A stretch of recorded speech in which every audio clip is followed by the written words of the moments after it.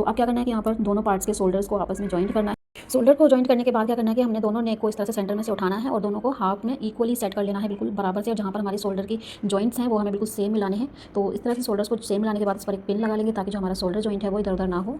Paper pasting या buckram ले लें और इस तरह से बुकरम को डबल फोल्ड में रखेंगे। बंद साइड हम इस तरफ रख रहे हैं और बंद साइड की तरफ से ही हम बैक पार्ट की जो कॉलर की है वो मार्किंग करेंगे, ठीक है। तो इस तरह से हमें जब बैक पार्ट हमारा 3 इंच का है तो ऊपर से हमने 3 इंच पर इस तरह से एक मार्क करना है और 3 इंच का जो हमारा बैक पार्ट की विड्थ है वही 3 इंच हमें इस तरफ से मार्क करना है। उसके बाद क्या करना है कि हमने फ्रंट पार्ट लेना है और जो हमने 3 इंच का मार्क लगाया है वहाँ पर इसको सेट करेंगे कुछ इस तरह से, ठीक है। इस तरह से सेट करने के बाद हमने बिल्कुल इक्वल इसी तरीके से बिल्कुल जिस तरह से हमारा नेक की शेप है वहीं पे हमने इसको मार्क कर लेना है।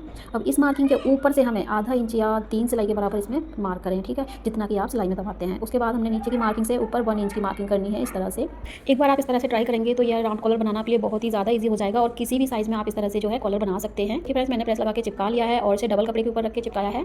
अब क्या करना है कि नीचे की साइड से हमने इसका आधा इंच की सिलाई को छोड़ते हुए, सिलाई मार्जिन को छोड़ते हुए इसको कट करना है, ठीक है, कुछ इस तरह से। और ऊपर की साइड से हमको सिलाई लगा लेनी है, जैसे कि मैं आपको लगाकर दिखा रही हूँ। तो इस तरह से सिलाई लगा लेंगे और ऊपर की कटिंग जो एक्स्ट्रा पार्ट है उसे कट करके निकाल देंगे और छोटे छोटे कट्स लगाकर इसको कॉलर को पलट देंगे। कॉलर को पलटने के बाद जो नीचे जिसमें बुकरम चिपकाई हुई है वो वाले पार्ट को जो एक्स्ट्रा जो मार्जिन छोड़ा हुआ है उसे फोल्ड करते हुए इस पर एक बड़ी सिलाई लगाएंगे, क्योंकि बाद में हम इसे निकाल देंगे, ठीक है। इस तरह से सिलाई लगा लेने के बाद हम इस कॉलर को पलट कर इस पर प्रेस लगा लेंगे अच्छे से। तो मैंने प्रेस लगा लिया है। अब इस कॉलर को सेंटर में से डबल फोल्ड करेंगे। डबल फोल्ड करने के बाद इसके सेंटर में से एक कट लगा लेना है।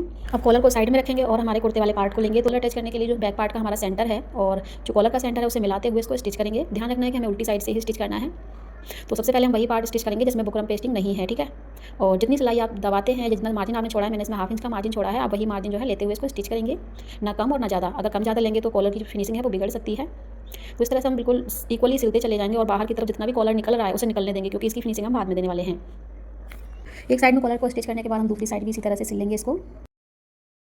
अब क्या करना है कि हमारे जो कॉलर के ये कॉर्नर्स हैं निकले हुए, जितना भी कपड़ा बाकी एक्स्ट्रा निकल के आया है बाहर, इसे हम इस तरह से फोल्ड करेंगे और इसको स्टिच करेंगे। तो फोल्ड हमें उल्टी तरफ ही करना है और इसको स्टिच कर देना है। एक्स्ट्रा कपड़े को कट करके निकाल देंगे और कॉलर्स के ये कॉर्नर्स हैं इन्हें इस तरह से फोल्ड करेंगे और कॉलर को पलट देंगे। तो इसी तरह से हमें दूसरी साइड का कॉलर की जो है वो तैयार करना है। अगर इसके कॉर्नर्स आपसे सही से नहीं निकल रहे हैं तो किसी पिन या नुकीली चीज़ से इन्हें निकाल सकते हैं। तो दूसरी साइड का कॉलर को भी हमें इसी तरह से फोल्ड करना है जैसे कि हमने वो वाला किया था। तो बिल्कुल सीधी लाइन पर ही स्टिच करना। अगर आप चाहें तो इसको राउंड शेप देकर भी स्टिच कर सकते हैं।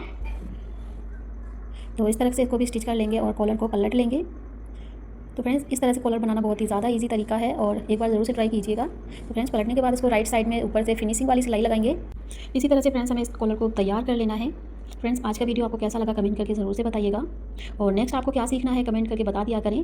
तो फ्रेंड्स हमने शुरू में कॉलर में जो मोटी सिलाई लगाई थी वो मोटी सिलाई हम निकाल देंगे इस तरह से। लाइन बहुत ही ज़्यादा खूबसूरत तरीके से बनकर तैयार हुई है।